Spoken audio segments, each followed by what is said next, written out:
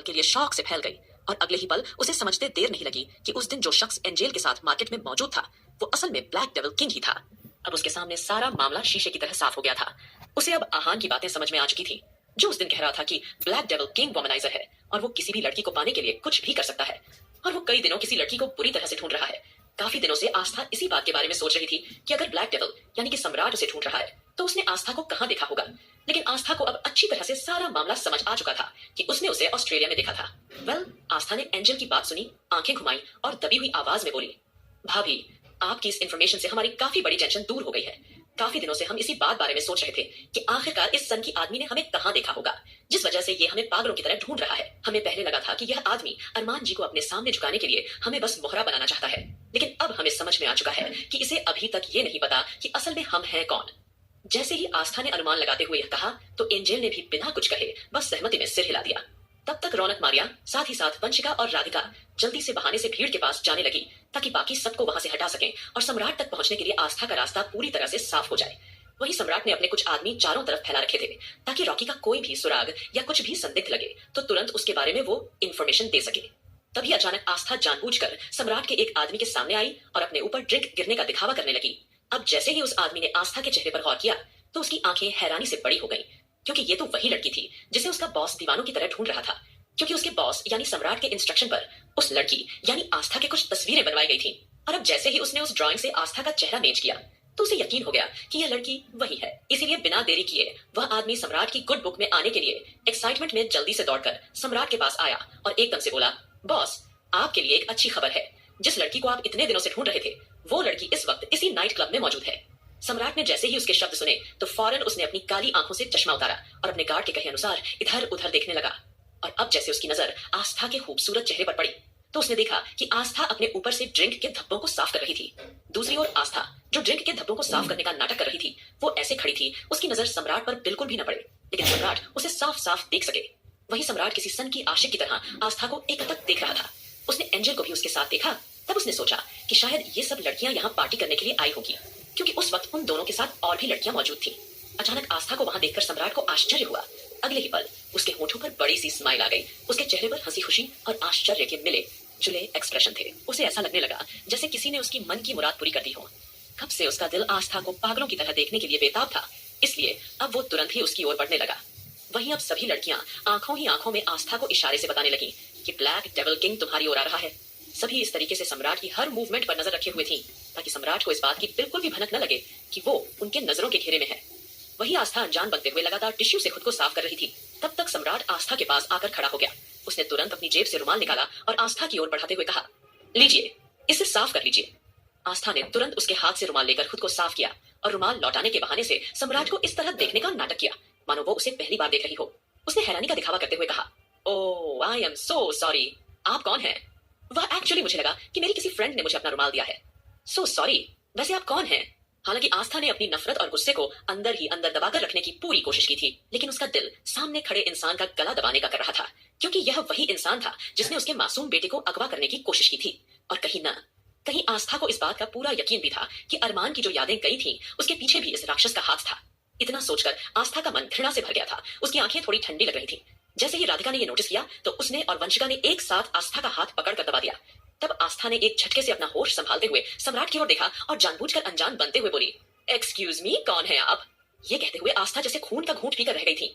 तभी सम्राट ने तुरंत अपना हाथ आगे बढ़ाया और एकदम से हंसते हुए बोला, हेलो ब्यूटीफुल लेडी, मेरा नाम सम्राट ठाकुर है और मैं यहाँ एक इंपॉर्टेंट मीटिंग के सिलसिले में आया था।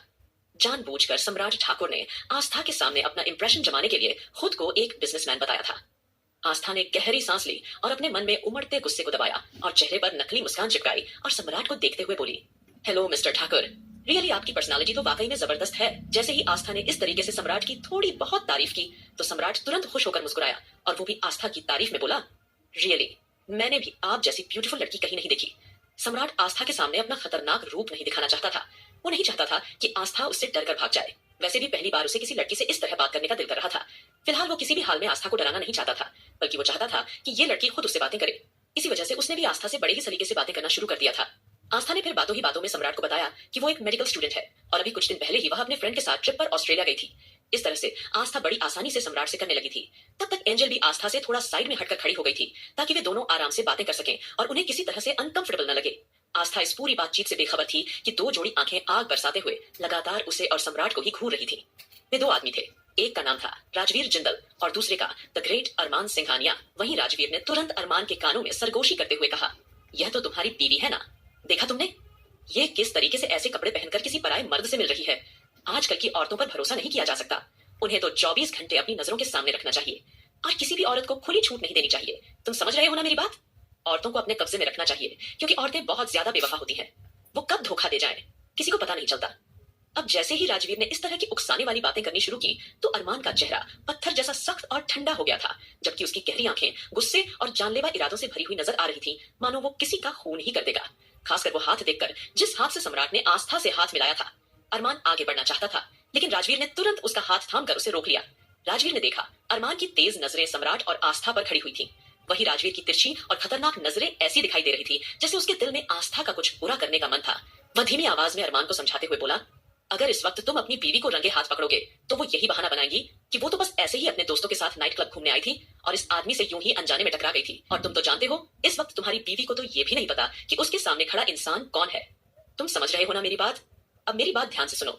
हम इन पर नजर रखेंगे और जैसे ही तुम्हारी बीवी कुछ गलत करने की कोशिश करेगी उसी वक्त हम उसे रंगे हाथ पकड़ लेंगे। उसके बाद सब कुछ तुम्हारे हाथ में होगा। तुम अपनी बीवी के साथ क्या करना चाहते हो ये तुम्हें तय करना होगा और इस आदमी के साथ क्या करना है वो भी तुम देख लेना। इतना कहकर राजवीर अरमान को वहां से अपने साथ लेकर चला गया था। वहीं आस्था को अचानक अपने ऊपर किसी की जलती हुई गर्म नजरों को एहसास हुआ। उसे ऐसा लग रहा था जैसे कोई उसे घूर घूर कर देख रहा हो। उसने चारों तरफ अपनी नजरें इधर उधर दौड़ाई लेकिन उसे कोई भी नहीं दिखाई दिया। वही सम्राट बड़े ही अच्छे तरीके से आस्था से बातचीत कर रहा था। उसके मन में एक अजीब सा सुकून था। आज पहली बार उसे किसी लड़की को अपने साथ जबरदस्ती ले जाने का मन नहीं कर रहा था। उसका दिल चाहता था कि ये लड़की खुद उससे प्यार करे और खुद ही उसके साथ चलने का फैसला करे। अब सम्राट ने बारी बारी से सब लड़कियों एक नजर देखा और आस्था को देखकर अदब के साथ बोला, आप सभी लड़कियां कितनी अच्छी हैं। अगर आप लोगों को बुरा न लगे तो मैं आप सभी ब्यूटीफुल गर्ल्स के लिए एक छोटा सा गेट टुगेदर करना चाहता हूँ। क्यों ना आप सभी गर्ल्स कल शाम मेरे घर पर डिनर करने के लिए आए? बोलिए ये प्लान कैसा रहेगा? वही आस्था सम्राट का सवाल सुनकर एकदम से दंग रह गई। उसने एकदम कैजुअल अंदाज में जवाब दिया, मिस्टर सम्राट आप कुछ ज्यादा फास्ट नहीं है? अभी अभी तो हम मिले हैं, इतनी जल्दी क्या है? पहले आप मुझे खुद को जानने का मौका तो दीजिए, उसके बाद ही आप मुझे और बाकी सबको इनवाइट कीजिएगा। अगर आस्था उस वक्त सीधे सीधे डिनर के लिए हाँ कर देती तो सम्राट के मन में शक पैदा हो सकता था कि कोई अनजान लड़की किसी के घर जाने के लिए इतनी आसानी से कैसे मान सकती है। लेकिन तभी आस्था की इस बात पर सम्राट अचानक जोर से हंस पड़ा था। उसे आस्था बातों पर बिल्कुल भी किसी तरह का कोई शक महसूस नहीं हो रहा था। वो बेपरवाह अंदाज में उसकी ओर देखते हुए बोला, अरे इसमें मेन जानने वाली कौन सी बात है? वैसे भी आप कौन से कॉलेज में पढ़ती हैं? पहले आप मुझे ये बताइए, अभी जान पहचान कर लेते हैं। ये बोलकर सम्राट जल्दी से आस्था के कॉलेज की जानकारी लेने लगा। तब आस्था ने भी बिना देर किए अपने कॉलेज का नाम सम्राट को बता दिया। अब जैसे ही सम्राट ने आस्था के कॉलेज का नाम सुना तो वो एकदम से चौंक गया और आश्चर्य से बोला, रियली? आप उसी मेडिकल कॉलेज की स्टूडेंट है क्या? आपको नहीं पता कि आपके कॉलेज का जो नया ट्रस्टी है वो एक्चुअली मैं ही हूँ। अब जैसे ही सम्राट ने ये कहा तो आस्था ने भी जल्दी से हैरानी जताते हुए पूछा, ये आप कैसी बातें कर रहे हैं? तभी सम्राट ने हल्का सा मुस्कुराते हुए कहा, मैं खुद उस कॉलेज में नहीं गया था, मैंने अपने असिस्टेंट को वहां भेजा था। देखिए अब तो आपका मुंह पर यकीन करना बनता है, सम्राट ने जोर देकर कहा और अपनी बातों में एक दो बातें और जोड़ दी। उसने राजवीर का नाम लेते हुए अपने असिस्टेंट और कॉलेज से जुड़ी बातें भी आस्था के सामने रख दी थी, क्योंकि राजवीर ही पब्लिकली आस्था के कॉलेज को भारी भरकम फंड देने के लिए वहां गया था। अब जैसे ही सम्राट ने आस्था को उन सबकी फोटोज दिखाई तो आस्था पूरी तरह से चौंक गई थी। अब आस्था को पूरा यकीन हो गया कि यही ब्लैक डेविल किंग है। आस्था ने जल्दी से बात पलटी और एक्साइटेड होते हुए बोली, सर आप नहीं जानते मैं आपकी कितनी बड़ी फैन बन गई हूँ। जब से हमें पता चला था कि हमारे कॉलेज के नए ट्रस्टी हमारे कॉलेज को इतना सपोर्ट कर रहे हैं तो आप सोच भी नहीं सकते कि हमें कितना अच्छा लगा था। आपकी वजह से हमारी फीस वगैरह बहुत कम हो गई है, इसीलिए तो आज हम सब फ्रेंड्स थोड़ी सी सेविंग करके यहाँ पार्टी करने आ पाए हैं। आस्था सम्राट से शांति से बात करने की हर संभव कोशिश कर रही थी, जिससे सम्राट के मन में भी आस्था को लेकर किसी तरह का कोई शक बचा नहीं था। वहीं दूसरी ओर सभी लड़कियां सम्राट और आस्था से थोड़ी सी दूरी बनाकर ड्रिंक पीने का नाटक करते हुए आपस में इधर उधर की बातें करने का दिखावा कर रही थीं। लेकिन उनकी चालक और तेज नजरें आस्था और सम्राट पर टिकी हुई थी। उन्होंने मन ही मन ठान लिया था कि अगर सम्राट ने आस्था के साथ जरा सी भी बदतमीजी करने की कोशिश की तो सारी लड़कियां एक साथ उस पर टूट पड़ेंगी और उसे मार मार कर अच्छा खासा सबक सिखा देंगी। लेकिन यहाँ तो सम्राट बड़े ही तहजीब के साथ आस्था को इस बात का यकीन दिला रहा था कि वो एक नंबर का जेंटलमैन है और उसे घबराने की या डरने की कोई जरूरत नहीं है। वो इसी तरह लगातार तमीज के साथ इधर उधर की बातें किए जा रहा था, जिसे सुनकर आस्था ही नहीं बल्कि बाकी सभी लड़कियां भी उसकी एक्टिंग की कायल हो गई थी।